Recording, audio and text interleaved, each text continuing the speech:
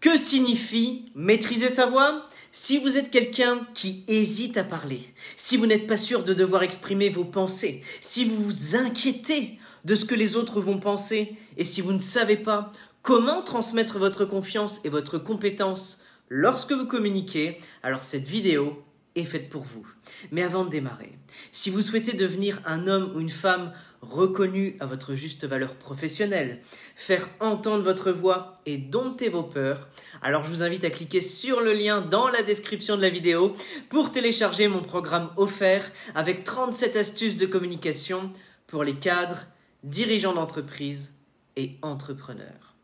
Alors maîtriser sa voix, c'est avoir la confiance en soi nécessaire pour communiquer ses idées, ses sentiments et ses opinions avec conviction à n'importe qui. Et c'est aussi maîtriser les techniques verbales qui permettent de communiquer ces choses de manière percutante. Vous admirez sans doute les personnes qui maîtrisent leur voix. Et en regardant cette vidéo, vous avez peut-être quelqu'un en tête. Et je parie qu'à chaque fois que vous la voyez parler, vous vous dites « Ah, j'aimerais bien communiquer comme elle le fait ». Il est concevable que ce que vous appréciez chez eux, c'est qu'ils soulèvent des points de vue différents. Même s'ils vont à l'encontre du consensus, ils apportent de nouvelles perspectives à la conversation, même sur des sujets que les autres ont peur d'aborder. Ils pensent et parlent pour eux-mêmes. Ils ne suivent pas les pensées des autres et ne vont pas répéter ce qui est accepté. Alors comment font-ils? Comment parviennent-ils à maîtriser leur voix et avoir confiance en eux? C'est ce que nous allons examiner dans cette vidéo. Lorsque j'ai parlé de ce que signifie maîtriser sa voix, au début de cette vidéo, j'ai parlé de la confiance en soi nécessaire pour communiquer ses idées, ses sentiments et ses opinions. C'est cette confiance en soi qui est cruciale pour vous permettre de maîtriser votre voix, car c'est elle qui va vous aider à développer et à communiquer, c'est-à-dire à transmettre ou à partager avec d'autres personnes vos idées, vos sentiments et vos opinions. Mais la confiance en soi, en général, peut être très difficile à obtenir parce qu'il s'agit de se mettre en avant sans se soucier de ce que les autres vont penser ou dire de vous. Alors je ne sais pas ce qu'il en est pour vous, mais moi, j'étais plutôt gêné. Avant de créer ma chaîne YouTube, l'idée de partager mes idées, mes pensées et mes opinions avec d'autres personnes de manière très publique, ça me rendait très vulnérable. Et si les gens n'étaient pas d'accord avec moi? Et s'ils pensaient que je n'étais pas assez intelligent? Pendant longtemps, ces craintes m'ont poussé à rester sur le banc de touche. Et justement à ne pas faire part de mes idées, de mes points de vue en public. Mais une chose que j'ai apprise au cours de mon parcours pour devenir plus visible sur YouTube, sur Instagram et les réseaux sociaux de manière générale, c'est que les gens ont soif de nouvelles perspectives. Les gens sont fascinés par les nouvelles idées et les différentes façons de voir les choses. Ils sont désireux d'apprendre et de comprendre ce que sont ces nouvelles perspectives. C'est cette prise de conscience qui m'a aidé à prendre confiance en mes idées, en mes sentiments et mes opinions, et qui m'a justement encouragé à les partager davantage. Et ça, c'est quelque chose qu'il faut construire progressivement. Commencez par partager vos idées, vos pensées et vos opinions avec un petit groupe de personnes et des personnes en qui vous avez confiance. Au fil du temps, vous allez vraiment commencer à partager davantage de pensées avec des personnes complètement différentes et beaucoup plus nombreuses. Vous allez commencer à apprendre que ce n'est pas aussi dangereux que vous le pensez. Ça ne vous rend pas aussi vulnérable que vous le pensez. Et peu à peu, votre confiance en vous va grandir. Et dans la majorité des cas, y compris le mien, vous allez commencer à apprendre que les gens vont suivre votre leadership intellectuel et qu'ils vont vous poursuivre activement pour trouver vos prochaines idées. Si vous êtes un leader émergent, c'est une position très précieuse pour vous, car ça signifie que votre patron ou d'autres patrons avec lesquels vous pourriez travailler à l'avenir vont commencer à vous rechercher pour votre leadership intellectuel, parce qu'ils veulent quelqu'un qui est un leader intellectuel dans leur équipe. Et donc, lorsque vous aurez davantage confiance en vos idées, pensées et opinions, vous allez commencer également à y croire davantage. Car lorsque vous commencez un peu à hésiter ou à douter de vos idées, pensées et opinions, vous pouvez vraiment très facilement vous laisser influencer par la façon de penser d'autres personnes. Lorsque vous êtes facilement influencé, ça signifie que vous n'avez pas confiance en vous et que vous n'êtes pas convaincu de vos idées, de vos pensées et de vos opinions. Ça signifie que vous ne maîtrisez pas votre voix. Votre voix n'est pas la vôtre, c'est la voix de quelqu'un d'autre. Vous avez renoncé à vos idées, pensées et opinions et vous adoptez la voix d'une autre personne. D'une certaine manière, la croyance en vos idées, pensées et opinions et la confiance en vos idées, pensées et opinions vont de pair. Il est difficile de dire où ça commence, un peu comme la poule et l'œuf. On ne sait pas lequel vient en premier, mais je pense qu'il faut d'abord croire en ses idées, ses pensées et ses opinions, puis commencer à développer une certaine confiance en soi pour partager ses idées, ses pensées et ses opinions. Et au fur et à mesure que vous le faites, vous commencez à croire davantage en vos idées, en vos pensées et opinions que vous partagez. Au fur et à mesure que tout cela s'accumule, vous êtes en mesure de maîtriser votre voix. En outre, il est très important que vous vous débarrassiez du besoin d'approbation. Si vous recherchez l'approbation, lorsque vous commencez à partager vos idées, vos pensées et vos opinions, et que vous capitulez lorsque vous n'obtenez pas cette approbation, vous risquez de ne plus croire en vos idées, vos pensées et vos opinions. Essentiellement, vous perdez la confiance fondamentale avec laquelle vous avez commencé. Enfin, pour croire en ses idées, ses pensées et ses opinions, il faut disposer de connaissances suffisantes.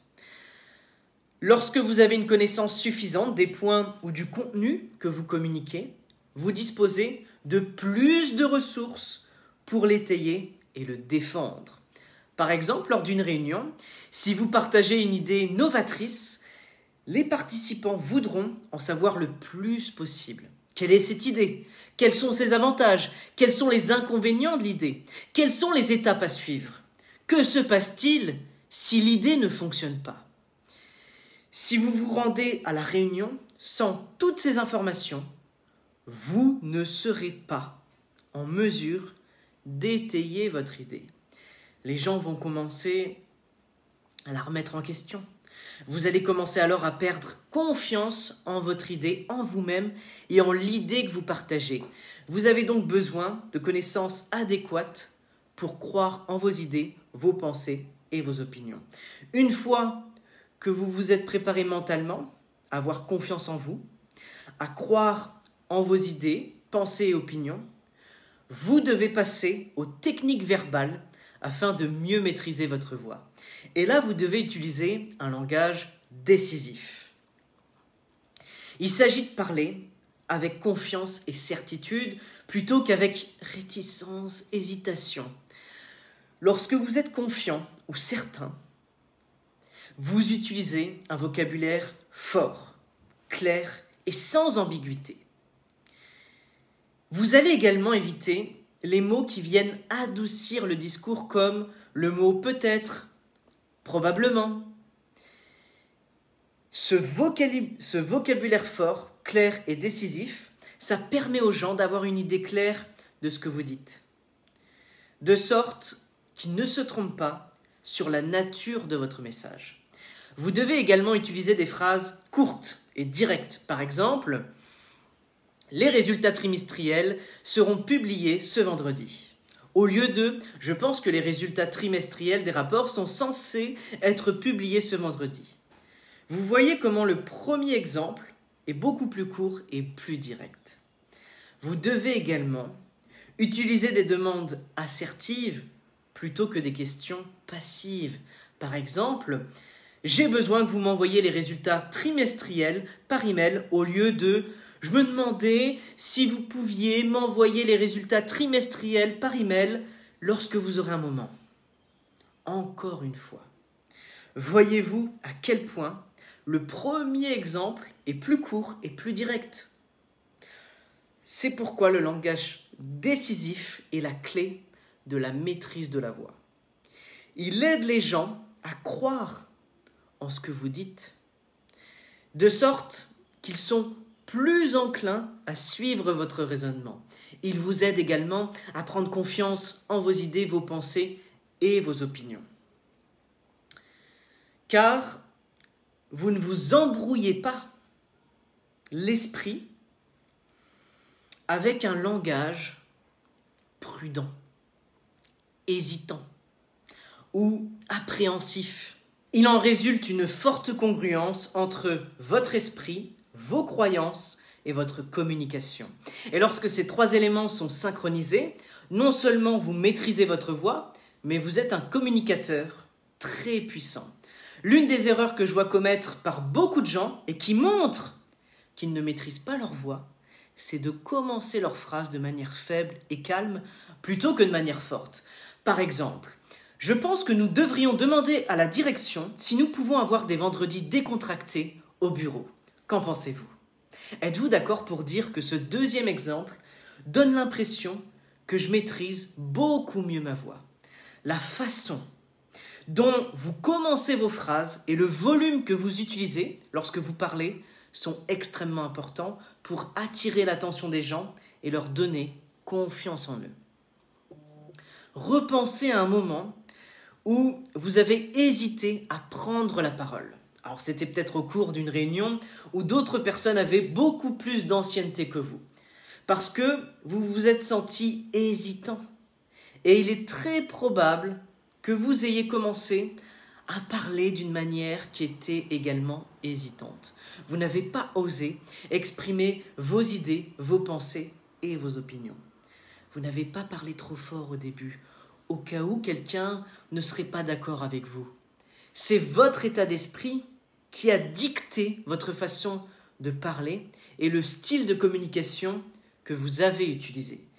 Mais si vous avez pris confiance en vos idées, vos pensées et vos opinions, si vous croyez en vos idées, vos pensées et vos opinions, alors vous avez beaucoup plus de chances de commencer votre phrase de manière forte et impactante. Vous allez utiliser un vocabulaire fort et décisif, comme celui dont j'ai parlé dans le dernier point. Vous irez droit au but.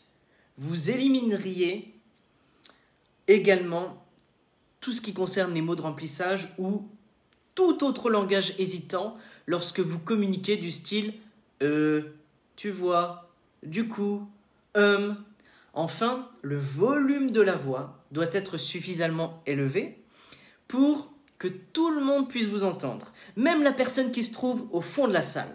Je pense que le plus important pour maîtriser sa voix, c'est de s'approprier la conversation. Ça signifie qu'il ne faut pas laisser les gens vous interrompre et ne pas les laisser vous voler la vedette. C'est à vous de partager vos idées, vos pensées et vos opinions. C'est votre espace de parole. Vous devez vous l'approprier. Alors ça peut sembler un peu autoritaire, mais lorsque vous êtes quelqu'un qui est constamment interrompu et que les autres vous privent constamment de votre espace de parole, vous devez réagir de manière assez radicale. Donc il existe un certain nombre de techniques que vous pouvez utiliser pour empêcher les gens de vous interrompre et de vous priver de la conversation. Je vais vous en présenter 4. 1. Gardez les gens accros à ce que vous dites. Et vous y parvenez grâce aux mots que vous utilisez, à votre communication verbale. Par exemple, au fait, je veux dire ceci, ou je veux ajouter quelque chose d'autre. Vous pouvez utiliser ces phrases lorsque vous détectez que quelqu'un va vous interrompre. 2. Vous pouvez également fixer des attentes. Et une bonne façon de le faire, c'est de définir les points ou le nombre de points dont vous allez parler, du style « Une communication efficace nécessite 4 compétences. 1. La préparation. 2. Pouvoir contextualiser la communication.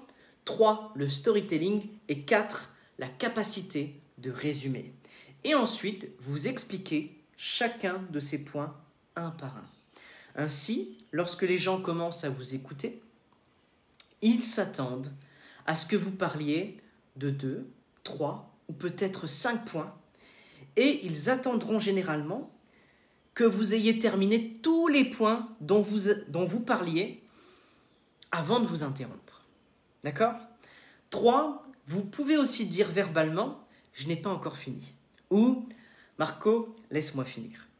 4, vous pouvez également utiliser des gestes non verbaux comme lever la main, soit votre main, soit votre doigt pointé pendant que vous parlez, lorsque quelqu'un essaie de vous interrompre pour indiquer justement que vous n'avez pas terminé et qu'il doit attendre que vous finissiez d'abord. Vous pouvez également regarder la personne dans les yeux. Établissez un contact visuel avec la personne qui tente de vous interrompre afin de la dissuader de vous interrompre à l'avenir. Toutes ces techniques sont utilisées par les orateurs puissants afin qu'ils puissent s'approprier la conversation, qu'ils puissent garder leur espace de parole et qu'ils puissent maîtriser leur voix. Je vous encourage à analyser attentivement les interviews de personnes influentes ou de leaders et à examiner avec soin les signaux verbaux et non verbaux qu'ils utilisent pour maîtriser leur voix. Une grande partie de la maîtrise de la voix consiste à être clair et concis lorsque l'on parle. Pour cela, il faut commencer ses phrases fort et à voix haute, ce dont j'ai déjà parlé brièvement dans cette vidéo.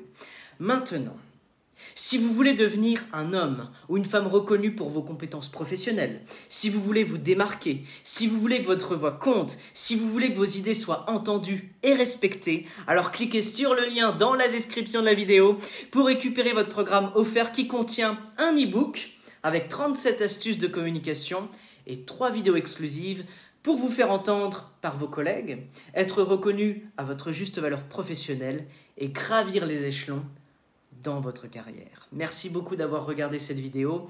J'espère que vous l'avez appréciée et qu'elle vous a apporté des informations précieuses.